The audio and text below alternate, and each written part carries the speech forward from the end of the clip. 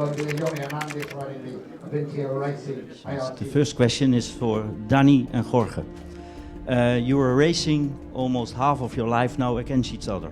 I know, I was there in 2003, you were for the first time in the 125 then on the podium.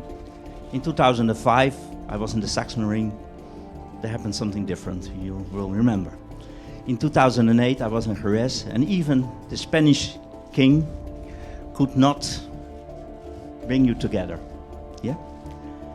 And this year, in the Parc Fermé of the Qatar Grand Prix, you embraced together.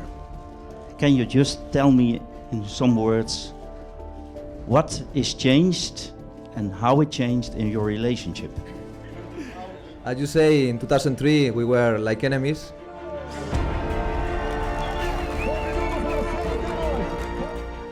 In 2005 we were more enemies.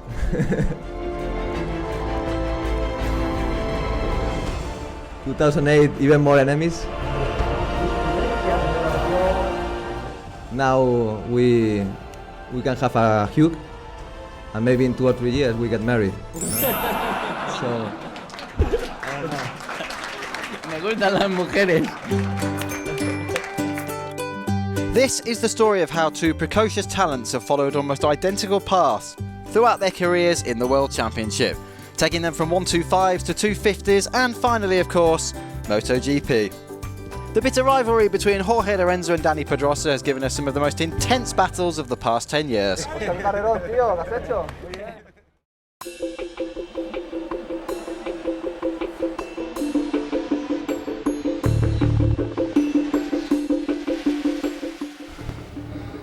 Well, this is just wonderful, you know. I did everything right and was first for a while, so I said to myself, I can do this, and that's exactly what I did do. I was always there, fighting, and passed them on the outside of the first corner on the last lap. So I was able to go on and win.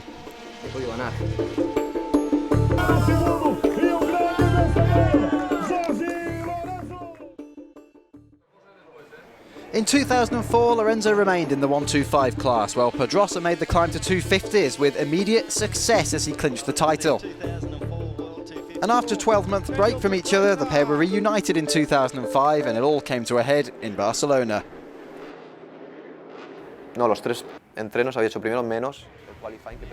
I was first in all the practice sessions and everything, apart from in qualifying when he stole pole position from me. That's when all the politics started, because he made a gesture to the cameras towards my team. That's when it really all started to get quite serious. Well, very serious.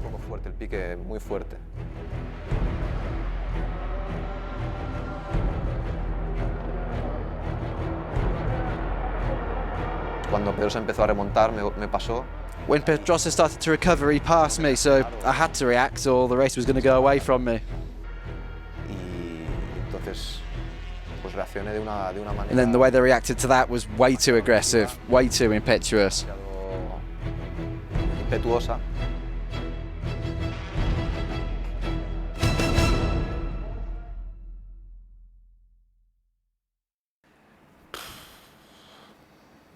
At the Sachsenring, I messed up.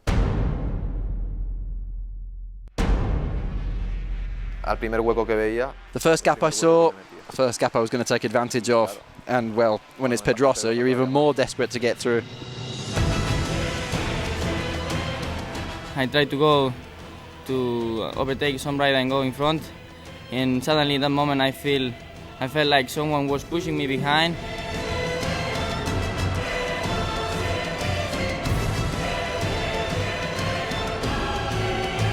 Then I look back to my bike and I check exhaust pipe was very damaged.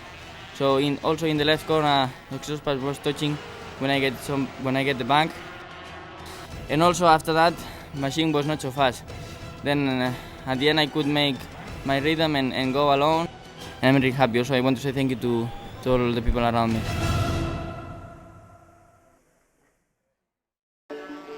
2005 would bring more thrills and spills between the two Spaniards. At Brno, Lorenzo starts on pole, but it's Pedrosa who takes the checkered flag. That led to what you could describe as a rather tense atmosphere in Parc Fermé. Pedrosa continued to dominate the championship and convincingly wrapped up his second title and first in 250s in Australia.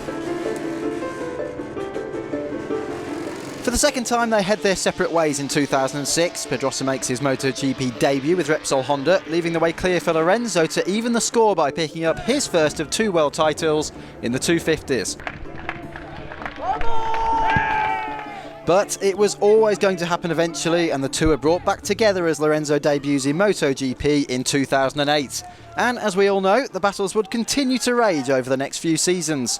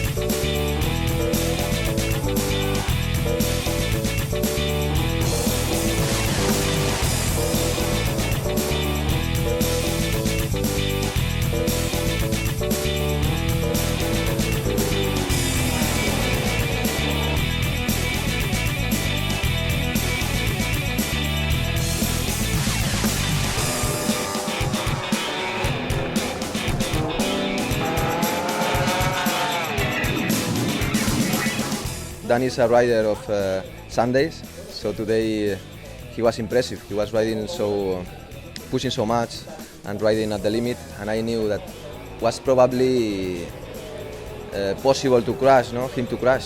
So at the end it happens like this, and then from then it was quite easy to finish the race.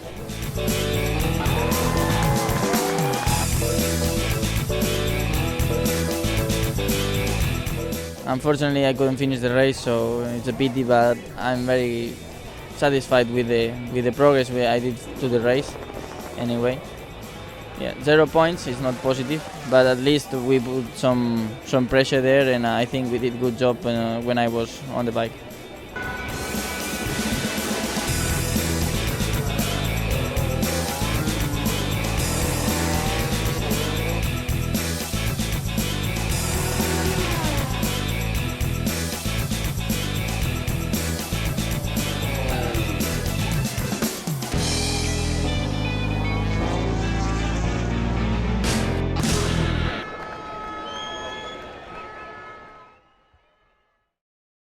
But it wouldn't be until 2012 until the pair of them battled for the title. All the signs were there in Barcelona.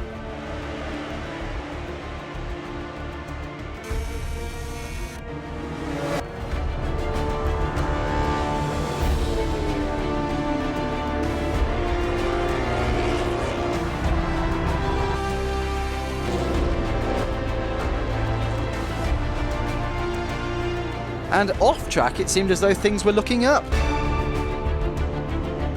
And then came Brno, scene of one of the sport's classic confrontations in recent years. The pendulum was swinging one way and then the other as the lead changes no less than 4 times on the last lap.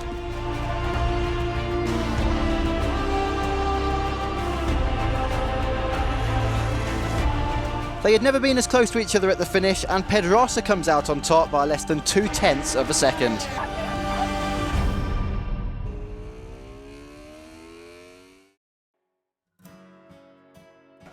No, I think it's a matter of before we were kids, obviously you are like possessed from winning, and now still, but you are more aware of other things. You get more mature, and probably that make the change on us. It's a better relation now, and I think for both of us, it's great, but still racing against each other like before.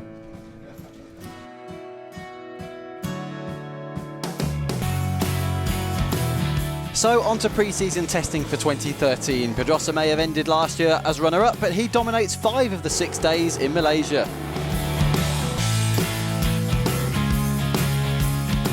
But at the second test, it's his old rival who's at the top of the timesheets.